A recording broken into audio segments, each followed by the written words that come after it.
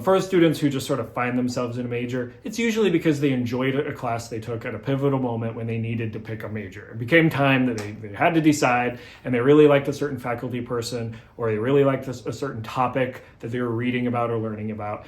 And that's what they end up doing. Or maybe some of their close friends were in those classes and they decided to go along with it because their peer group is in it. And those aren't necessarily horrible reasons to choose a major, but I do want to offer a few insights so that you can maybe be more intentional in selecting yours.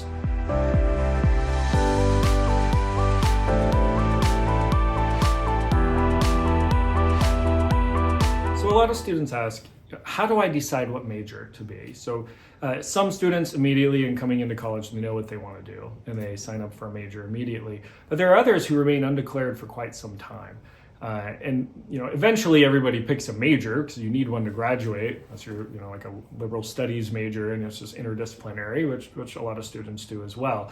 But for students who end up sort of like finding themselves in a major without having intentionally chosen it for themselves, it doesn't mean that they've made a horrible choice. Because first caveat, when you graduate, to some degree, it doesn't matter what major you have. Having a college degree is itself a signal to employers.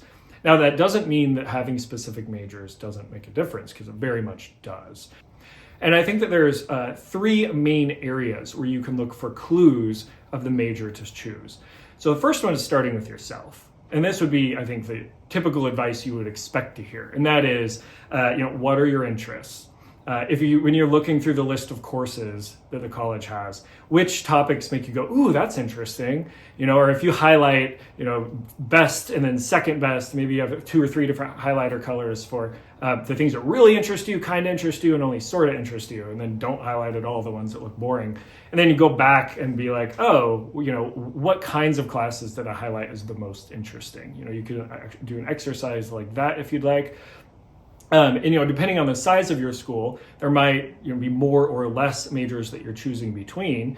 But you can also, as a first step to narrowing it down, instead of specifically picking a major, you can say which type of degrees. So there are going to be humanities, right? Like philosophy and art and literature and language. And then there's going to be social sciences like sociology and psychology and economics and anthropology, poli-sci. Then there's going to be STEM fields, right? Like any of the computer science or physics or calculus, math, statistics, engineering. And then there's going to be professional fields. And that could just be your business majors or majors that are tied very much to a specific career path, like social working majors and nursing majors and different medical professions majors.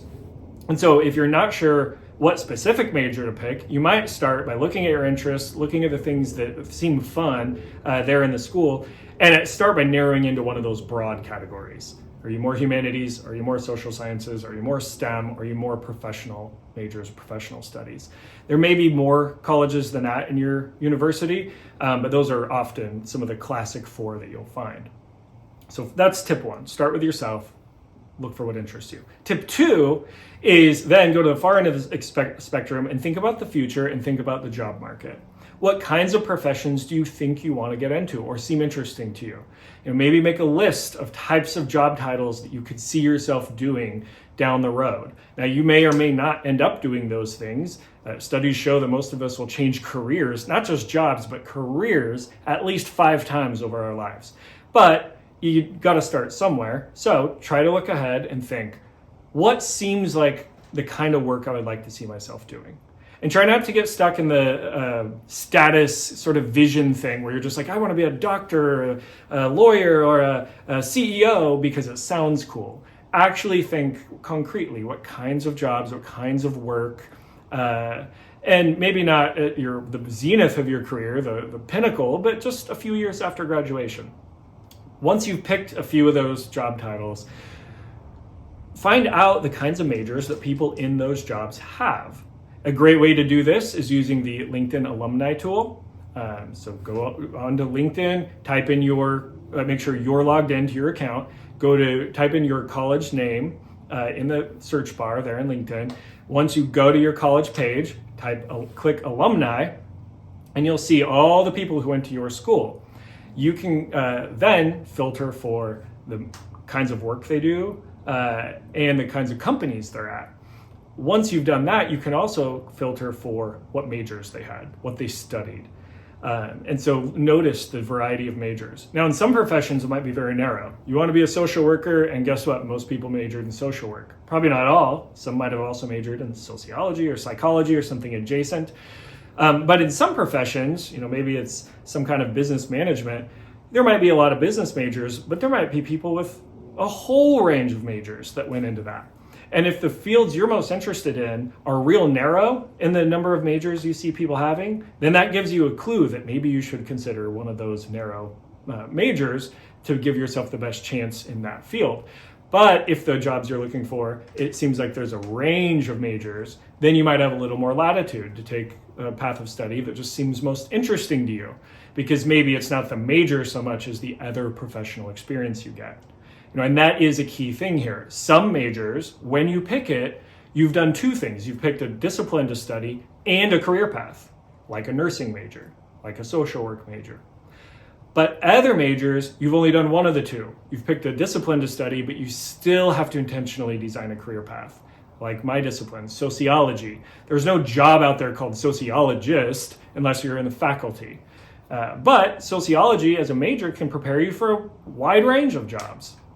If you're a social major, though, you don't want to wait till the very end of college to start thinking about career planning because you've only picked a discipline to study.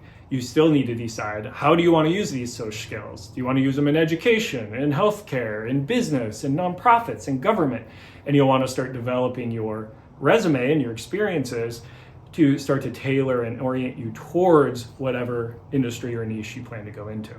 Okay, so those are the two tips. I said there's three. One, look at yourself and your interests. Two, look at the careers you're thinking of and the kind of majors people get when they go to those. And then the middle tip, because it's not just you, it's outside of you, but it's not all the way in the future job market, is look at your school, the actual institution you're at.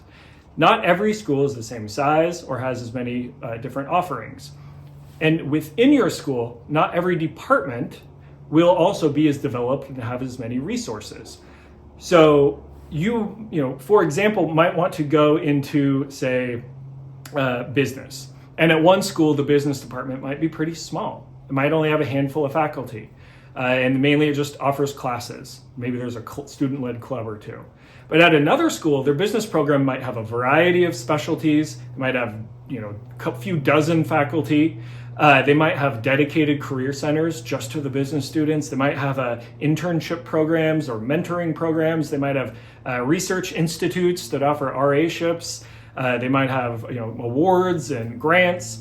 So those resources end up making a big difference in the kinds of opportunities you get as a student. So if your school has if you're stuck between two or three majors that you're really interested in, it can help to just look practically at what your campus has to offer for each of those. And if one department is 2 or 3 times more resourced than another, maybe consider that major, because you're going to end up with that many more resources supporting you. And that's often an overlooked feature that students will sometimes not think of. They'll think of thinking about their own interests, they'll think about the career path, but they'll sometimes forget that at the middle level, at the meso level, the campus resources are not distributed evenly.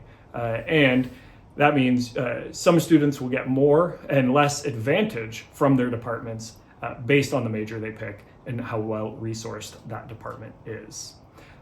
But again, whatever major you do end up in, it's not destiny. You can always change your mind later. And you may very well change careers in the long run as well. But it is still helpful to the degree you can to be intentional in choosing a major that will both interest you, give you the best opportunities, and set you up for things you think you see yourself doing down the road. And if you feel super unclear about what it is that you want to do after you graduate, I recommend taking our online course, Career Clarity, that you can find at laborlab.com.